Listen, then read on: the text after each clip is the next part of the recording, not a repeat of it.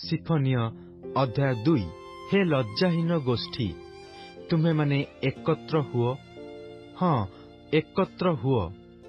आज्ञा सफल हेबा पूर्वे, दिन तुष परी उड़ीजिबा पूर्वे, सदाप्रभुंकर प्रचंड क्रोध तुममानंक उपरे आसिबा पूर्वे, सदाप्रभुंक क्रोधर दिन तुममानंक उपरे आसिबा पूर्वे एकत्र हुओ।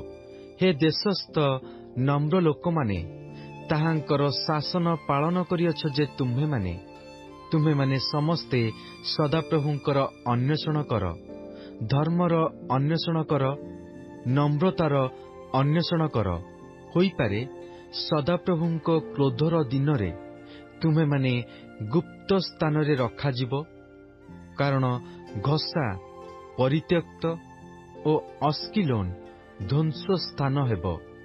अजदोद मध्याह्न समयरे ताड़ित हेब ओ इक्रोन मूलोत्पाटित हेब।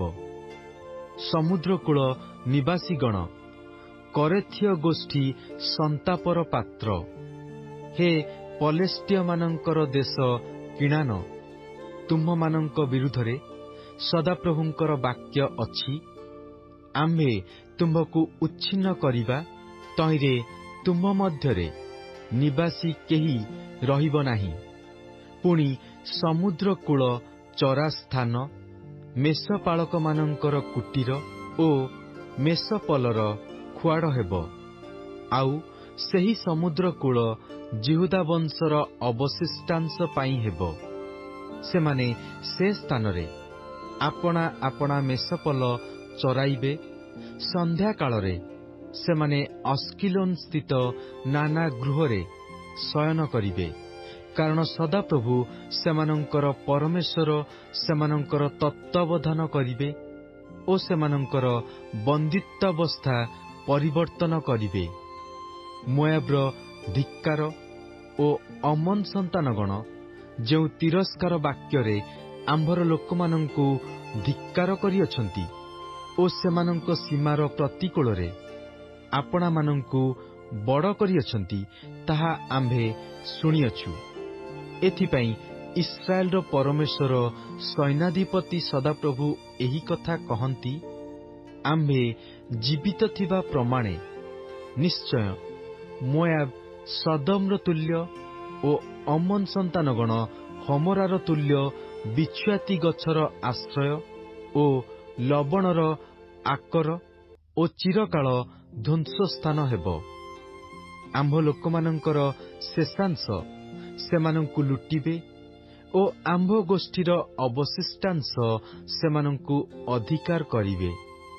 सेमाने आपना मानंकर अहंकार सकाशु एही रूप प्रतिफल पाइबे, कारण सेमाने सैन्याधिपति सदाप्रभुंकर लोकमानंकु धिक्कार करी सेमानंक प्रतिकूଳରେ आपणा मानंकु बड़ करिअछंती।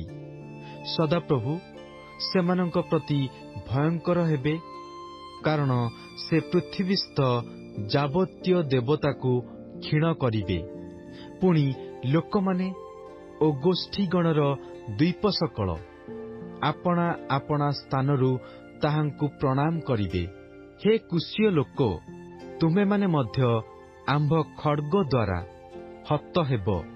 पुणी से उत्तर दिगर विरुद्धरे आपणा हस्त विस्तार करिबे ओ असुरकु विनष्ट करिबे। आउ से निनिबिकी ध्वंस स्थान ओ प्रांतर परी शुष्क करिबे। आउ तही मध्यरे पशुपल ओ गोष्ठीगणर जाबतीय पशु शयन करिबे। पाणी भेड़ा पक्षी ओ झिंक जंतु तहिर स्तंभ मानर मथाणी उपरे रात्रि क्षेपण करिबे। झरकारे सेमानंकर रब शुणाजिब, चौकाठर उपरे उच्छिन्नता रहिब, कारण से ताहार एरस काष्ठर कर्म अनावृत करिअछंती। जेउ नगरी निश्चिंत रूपे बास करी मने मने कहिथिला, मु अछि, मो छड़ा आउ केही नाही, सेही उल्लासकारिणी नगरी एही। से किपरि ध्वंसित ଓ ପଶୁମାନଙ୍କର ଶୟନ ସ୍ଥାନ ହୋଇଅଛି। ଯେ କେହି ତହିଁର ନିକଟ ଦେଇ ଯିବ, ସେ ଶିସ୍ ଶବ୍ଦ କରି ଆପଣା ହାତ ହଲାଇବ।